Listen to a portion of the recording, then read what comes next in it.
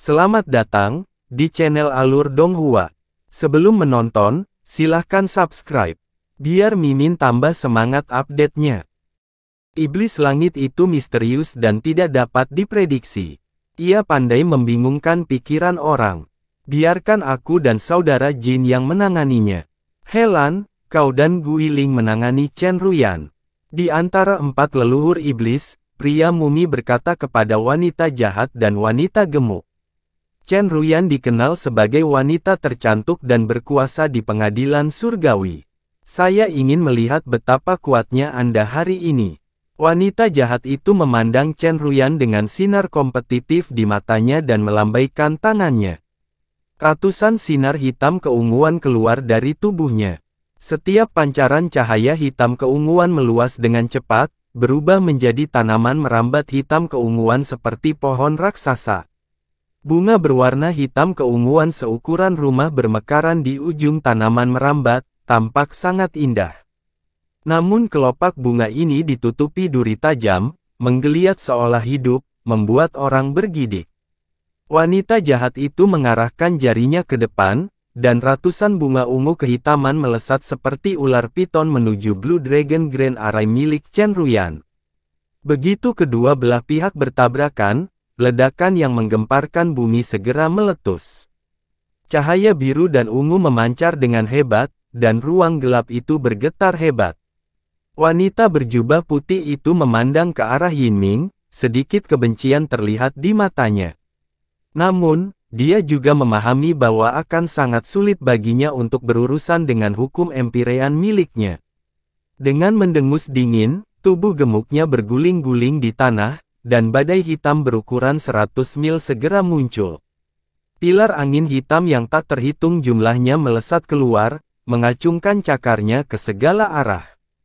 Diiringi dengan suara gemuruh yang dalam, seekor binatang hitam yang membengkak muncul di tengah badai hitam. Binatang hitam raksasa itu berkepala singa dan 9 mata berwarna merah darah, namun tubuhnya berbentuk seperti kadal. Ada 2 sayap besar di punggungnya yang lebih panjang dari tubuhnya, dan ujung-ujungnya ditutupi cakar yang tajam. Aliran udara hitam yang tak terhitung jumlahnya berputar di sekitarnya. Binatang hitam itu mengepakkan sayapnya, dan badai hitam itu langsung berlipat ganda saat menerkam ke arah Chen Ruyan. Benda itu menabrak Blue Dragon Grand Array, dan serangkaian ledakan yang menghancurkan bumi terdengar. Mereka berempat terbang sangat tinggi hingga hampir mencapai melampaui langit, sehingga tidak mempengaruhi pasukan di bawah. Pria mumi dan pria berjubah kuning, yang wajahnya ditutupi aura kematian, juga terbang keluar, menerkam ke arah Daovater Yinming. Pria yang layu itu bernyanyi, dan tubuhnya dengan cepat tumbuh. Dalam sekejap mata, tingginya 100.000 kaki. Tubuhnya tidak lagi layu seperti sebelumnya, dan banyak daging kuning yang layu tumbuh. Ada juga bercak besar sisik tulang putih, membuatnya tampak seperti zombie. Aliran udara kuning seperti cairan yang tak terhitung jumlahnya mengalir keluar dari tubuhnya. Baunya yang sangat amis, seperti air mayat berumur 10.000 tahun, membuat orang ingin muntah. Mayat yang layu itu membuat gerakan meraih dengan tangannya, dan 10 proyeksi cakar kuning yang layu keluar dari telapak tangannya yang layu, merobek proyeksi setan hitam di langit. Pria yang menjadi mumi tidak terpengaruh oleh Skyfin, seperti halnya wanita berjubah putih. Tubuhnya sedikit bergoyang, lalu menenangkan diri seolah tidak terjadi apa-apa. Dia terus menyerang leluhur Dao Dark Bright. Namun, pria berjubah kuning itu bahkan lebih cepat, dia mengeluarkan pedang panjang di tubuhnya. Bilah pedangnya berwarna putih keabu-abuan, dan dia menembus udara.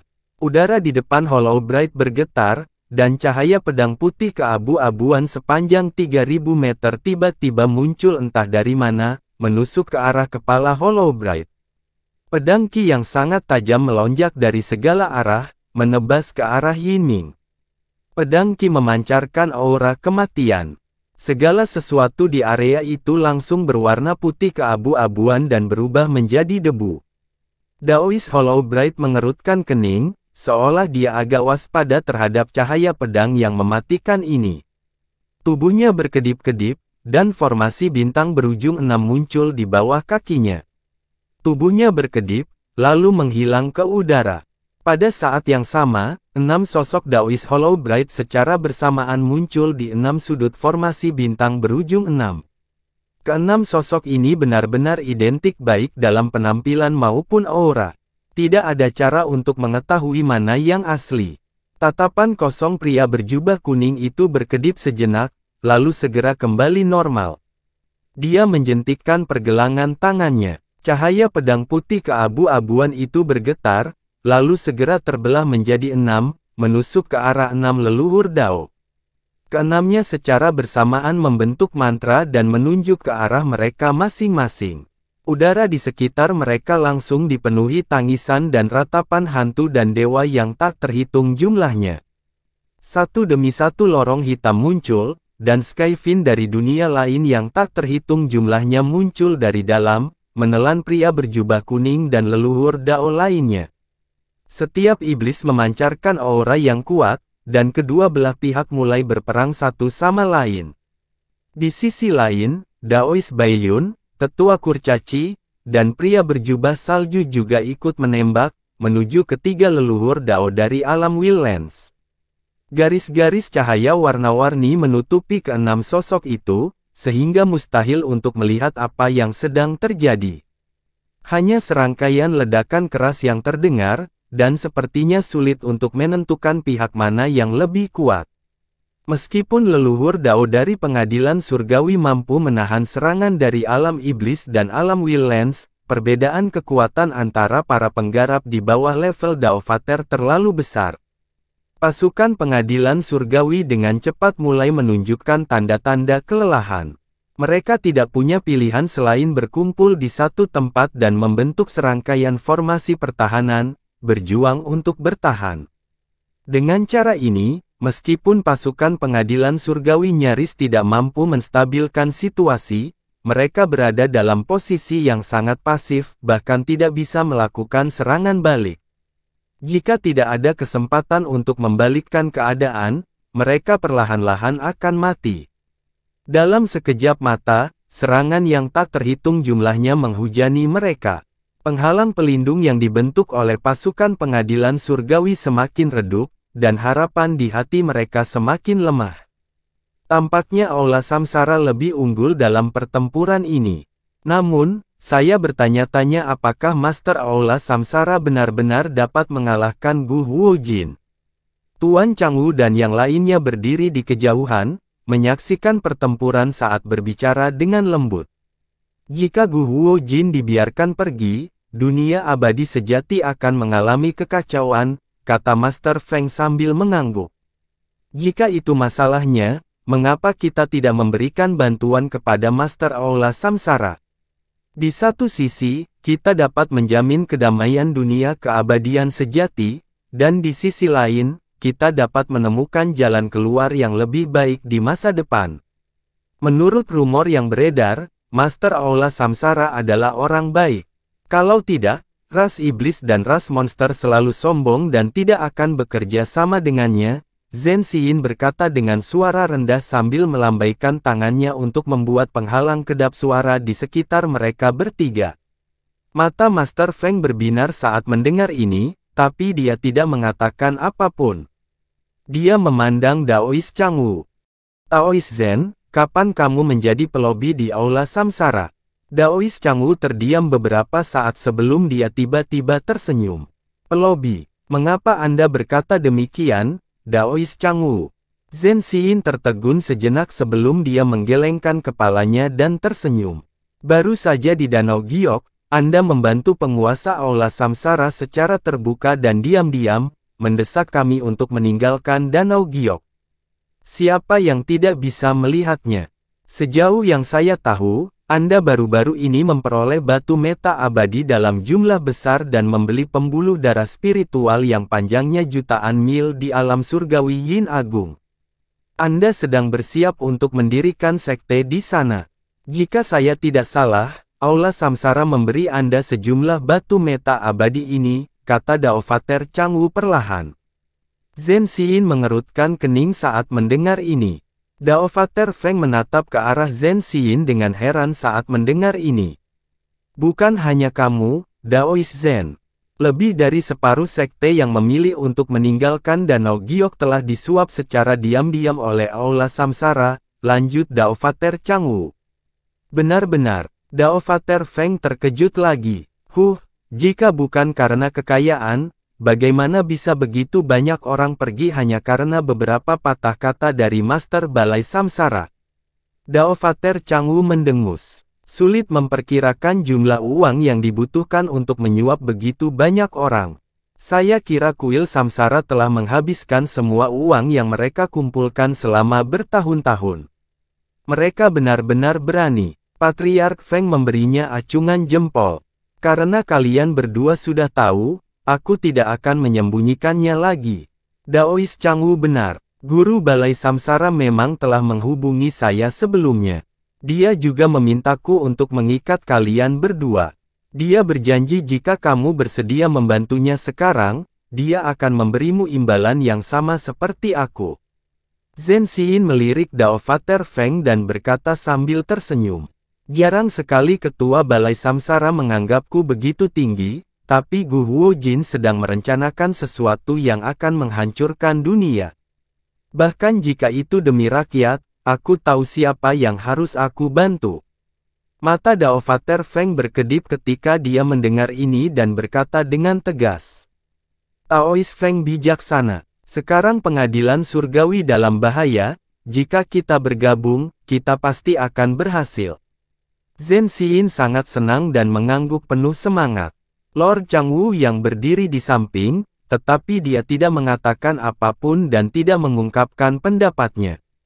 Taois Changwu, saya tahu Anda memiliki dendam terhadap guru Balai Samsara karena membunuh muridmu, tetapi sekarang bukan waktunya untuk membalas dendam.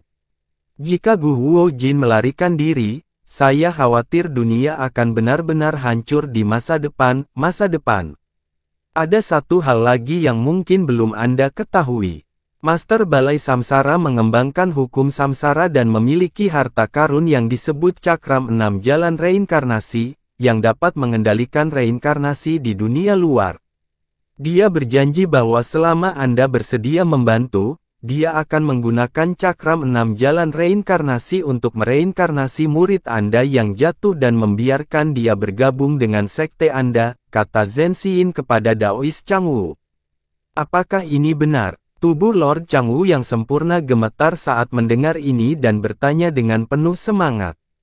Dengan statusnya, bagaimana mungkin guru Balai Samsara berbohong tentang hal seperti ini? Hanya saja guru Balai Samsara berkata bahwa setelah muridmu bereinkarnasi, dia tidak akan memiliki ingatan tentang kehidupan sebelumnya. Namun, landasan kultivasinya akan tetap terjaga, dan perlu waktu untuk mengasuhnya, kata Zhen Xin sambil tersenyum sinis. Tidak apa-apa, selama fondasi kultivasinya dipertahankan, itu akan baik-baik saja, kata Lord Changwu dengan ekspresi santai. Karena guru Balai Samsara mengatakannya seperti ini, saya bukanlah orang yang tidak masuk akal. Baiklah, saya setuju dengan masalah ini, Zhen Xin berpikir sejenak dan mengangguk. Zhen Xin sangat senang melihat Tuan Changwu menyetujuinya. Mereka bertiga kemudian berkumpul untuk mendiskusikan bagaimana mereka harus melanjutkan. Saat Han Li bertanya-tanya mengapa aura wanita tua jelek itu tiba-tiba menghilang, sesuatu yang aneh terjadi. Titik cahaya hijau tiba-tiba menyala di hutan ilahi Donyi yang layu. Kemudian, lampu hijau bersinar terang dan sebatang pohon kecil dengan cepat tumbuh darinya. Pohon kecil itu tumbuh pesat di bawah lampu hijau. Kemudian, dengan kabur, ia menumbuhkan 4 anggota badan dan berubah menjadi sosok mungil yang lambat laun terlihat.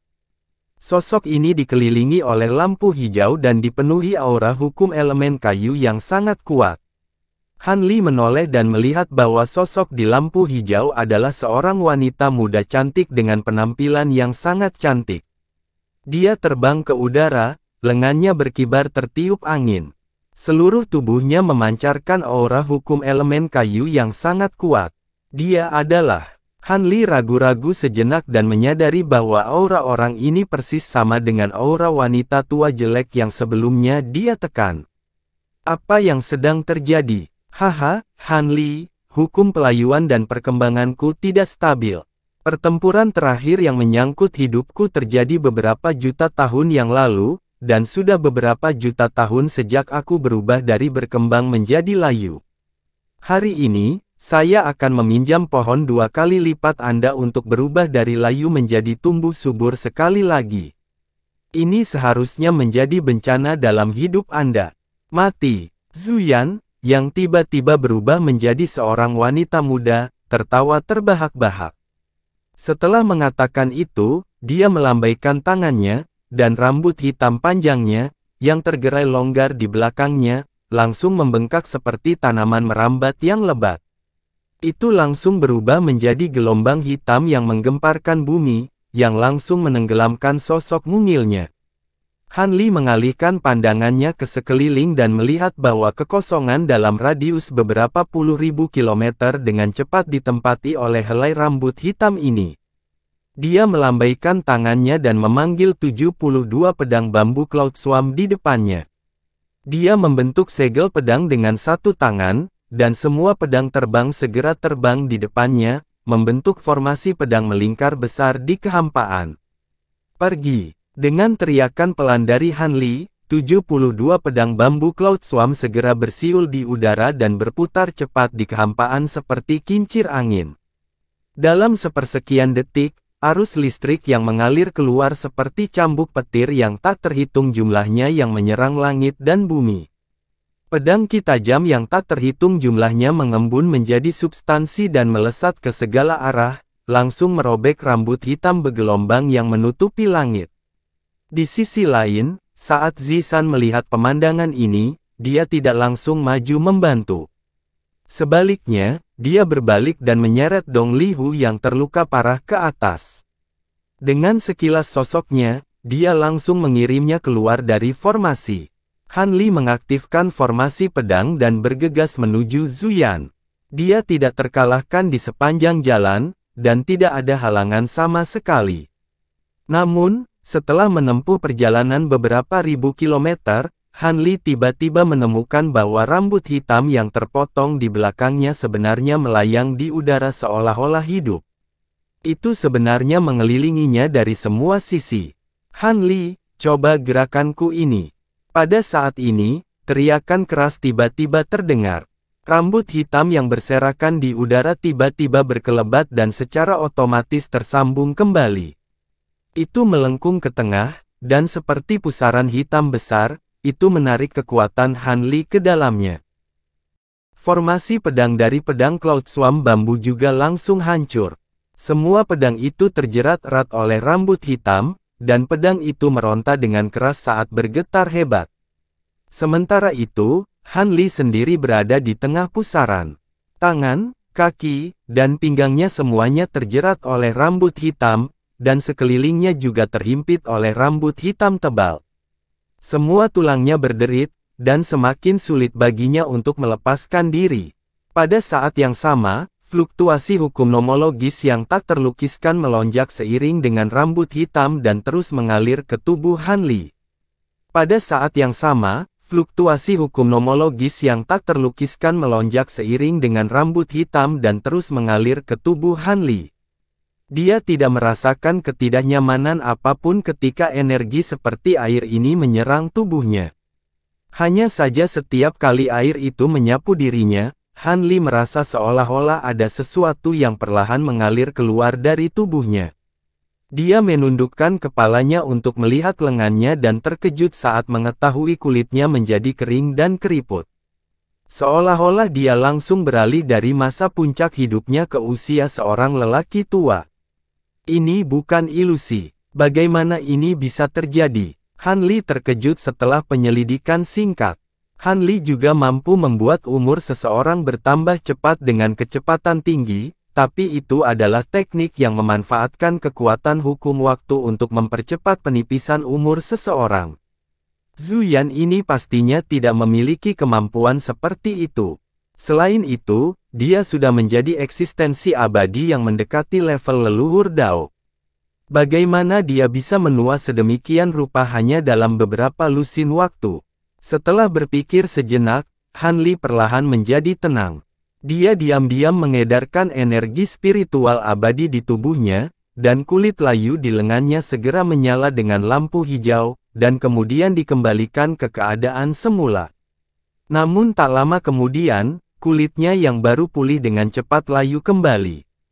Hanya setelah energi spiritual abadi terisi kembali barulah dia dapat pulih. Akibatnya, energi seperti gelombang dan energi spiritual abadi Han Li berada dalam tarik-menarik. Mereka bertindak bolak-balik pada tubuh Han Li, menyebabkan kulitnya seperti daun musim semi dan musim gugur, layu dan tumbuh subur. Lebih jauh lagi, saat perubahan ini terus terjadi, Han Li dapat merasakan bahwa kekuatan secara bertahap merembes melalui kulit dan tulangnya. Jika ini terus berlanjut, Grand Celestial fisik miliknya kemungkinan besar akan hancur cepat atau lambat. Karena kamu memalsukan aliran waktu, aku akan memberimu yang asli. Han Li mencibir. Kemudian, domain rohnya tiba-tiba menyusut dengan kecepatan yang sangat cepat, hanya mencakup radius 10.000 mil. Roda harta karun mantra dan objek hukum waktu lainnya juga kembali ke domain roh, berubah menjadi bulan, bintang, gunung, dan sungai, membentuk dunia fantasi 5 elemen. Di dalam dunia fantasi 5 elemen, aliran waktu tiba-tiba dipercepat 1000 kali lipat, dan hukum pelayuan Zuyan juga dipercepat 1000 kali lipat. Di saat yang sama, pergantian kulit Han Li juga dipercepat ribuan kali lipat. Namun, dia sudah bersiap untuk ini. Dia dengan cepat mengedarkan teknik penindasan penjara iblis surgawi, dan semua titik akupuntur di tubuhnya menyala. Lapisan selaput sejati yang tampak terkondensasi dari cahaya bintang menutupi tubuhnya. Dengan cara ini, pengaruh hukum pelayuan Zuyan menjadi sangat lambat. Mengambil kesempatan ini, Han Li mengalihkan pandangannya dan melihat ke langit yang jauh. Tubuh sejati Jin Tong bersinar dengan cahaya menyilaukan di langit yang gelap gulita. Di kehampaan sekitarnya, terdapat gelombang riak spasial yang kuat. Kekosongan telah runtuh lebih dari setengahnya. Meski masih belum runtuh, jelas sangat tidak stabil. Hati Han Li dipenuhi dengan sukacita. Tatapannya terfokus dan kembali tertuju pada Zuyan, yang ditutupi oleh rambut hitam tebal. Ada ekspresi serius di wajah yang terakhir, dan jelas bahwa dia juga tidak santai. Setelah sekitar 1/4 jam, Han Li masih berjuang untuk melepaskan diri dari kekangan Zuyan. Namun, rambut hitamnya yang tergerai jelas telah menyusut banyak, dan ada banyak tempat yang berubah menjadi putih keperakan, seolah-olah telah ditaburi embun beku.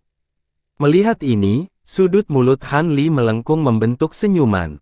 Kecepatan pengaruh hukum pelayuan Zuyan padanya benar-benar lebih lambat daripada kecepatan Dao surgawi yang mengikisnya. Dia hanya harus menunggu sampai dia tidak bisa bertahan lebih lama lagi, dan itu akan menjadi kesempatan baginya untuk melakukan serangan balik. Saat dia merenung, pola Dao pada roda kebenaran dan manifestasi lain dari hukum kebenaran menyala, dan waktu dipercepat 100 kali lipat. Saat ini, Zuyan juga merasa agak tertekan. Dia awalnya ingin menggunakan hukumnya sendiri untuk merusak tubuh Han Li, tapi dia tidak menyangka bahwa fisiknya tidak hanya jauh lebih kuat dari yang dia bayangkan, tetapi dia juga mampu mempercepat konsumsi hukum kebenaran. Saat kekuatan hukum waktu Han Li terus meningkat, lebih dari separuh rambut hitam legam Zuyan berubah menjadi seputih salju. Dia merasa situasinya jauh dari baik, dan dia tidak berani ragu lagi. Rambutnya tiba-tiba menyusut, dan dia melepaskan Han Li, mundur seperti air pasang. Kamu ingin pergi? Han Li mencibir sambil menjambak rambut Zuyan. Cahaya perak memancar dari telapak tangannya, dan gelombang api perak melonjak, langsung menyebar hingga puluhan ribu kilometer, membakar tubuh Zuyan. Tapi pada saat ini, sesosok tubuh tiba-tiba melintas, mendarat di rambut hitam Zuyan. Zisan menekan tangannya ke bawah, dan api ungu keluar dari telapak tangannya, langsung menekan api perak dan mendorong gelombang api kembali ke arah Han Li. Setelah memaksa Han Li kembali, Zisan menoleh ke Zuyan dan berkata, "Serahkan ini padaku. Cepat dan hentikan kumbang pemakan emas, atau semuanya akan terlambat." "Ini sudah terlambat bagimu," kata Han Li sambil tersenyum cerah. Dia membentuk segel pedang dengan satu tangan dan menunjuk, dan 72 anak roh pedang segera terbang keluar, bergegas menuju anak emas itu. Saat pedang terbang itu terbang, mereka mulai bergetar. Petir ilahi Dutian untuk sementara waktu mencabut kekuatannya, dan sebagai gantinya, pedang ki primordial di dalamnya mulai melonjak, melepaskan cahaya 5 warna. "Hentikan!" Zisan meraung dengan eksplosif.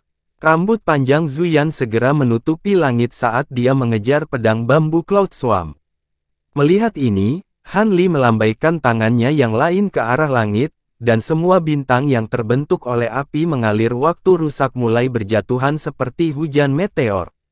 Kemanapun ia melewatinya, riak-riak besar akan muncul. Kemanapun riak itu lewat, lapisan kekuatan hukum waktu menyelimutinya, menenggelamkan sosok Zuyan dan Zisan di dalamnya. Mereka merasa seolah-olah aliran waktu di sekitarnya terhenti, seolah-olah mereka telah jatuh ke dalam sungai waktu yang membeku. Setelah itu, sungai nyata dari sungai waktu mengalir. Seperti sabuk giok, sabuk itu melilit mereka dan memperkuat batasan waktu di tempat ini. Melihat ini, Han Li melambaikan tangannya lagi, dan bulan purnama turun dari langit, melayang di atas kepala mereka dan melepaskan gelombang cahaya keemasan.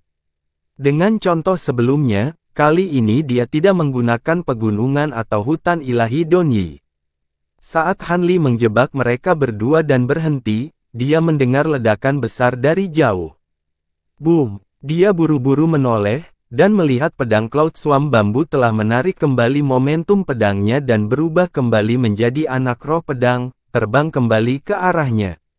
Di sisi lain, ruang di sisi Jintong seperti permulaan dunia, dan terlihat sebuah lubang besar yang panjangnya lebih dari 3 kilometer. Meskipun di dalamnya benar-benar gelap gulita, samar-samar orang bisa merasakan helayan angin kencang merembes ke dalamnya. Formasi besar 10.000 dewa akhirnya terkoyak. Dengan gembira, Han Li menarik pedang bambu awannya dan hendak mendekat untuk melihat lebih dekat, ketika dia tiba-tiba merasakan aura yang sangat kuat datang dari belakangnya, dan aura itu masih terus berkembang. Dia berbalik dan melihat bahwa batasan waktu yang dia buat menggunakan hukum waktu bersinar dengan cahaya ungu, dan semakin terang, seperti matahari ungu. Han Li mengerutkan kening, karena khawatir roda kebenaran dan harta karun lainnya akan rusak, jadi dia buru-buru mengangkat tangannya dan melepaskan batasannya. Di saat yang sama, dia buru-buru terbang mundur. Di langit di atas kolam giok, Guru Kuil Samsara, Guru Iblis, Li Yuanjiu, dan Qirong masing-masing mengambil sisi, mengelilingi Gu Huoyin. Sejak zaman kuno, saya telah merencanakan pertempuran ini selama bertahun-tahun yang tak terhitung jumlahnya. Mati. Guru Kuil Samsara memandang Gu Huojin, matanya berkilat-kilat dengan bekas darah saat dia mengucapkan kata demi kata ini. Tuan Kuil, apakah menurutmu kamu telah menang? Gu Huojin bertanya dengan tenang, tidak panik meski dia dikelilingi oleh 4 orang. Mengingat situasi saat ini, apakah Anda masih punya cara untuk membalikkan keadaan? Pendukung Anda yang cakap tersebar di seluruh alam surgawi di daratan tengah, dan saya telah menyegel semua formasi transmisi di pengadilan surgawi. Jika Anda mengharapkan bala bantuan, saya menyarankan Anda untuk melupakannya. Master Iblis melirik ke arah pasukan pengadilan surgawi yang berada di ambang kehancuran dan mencibir. Para kultivator ini mungkin tidak terlalu kuat di hadapan para leluhur Dao atau bahkan para kultivator Zenith Heaven, namun mereka adalah landasan kekuasaan pengadilan surgawi. Jika mereka semua terbunuh hari ini, maka akan langsung lumpuh.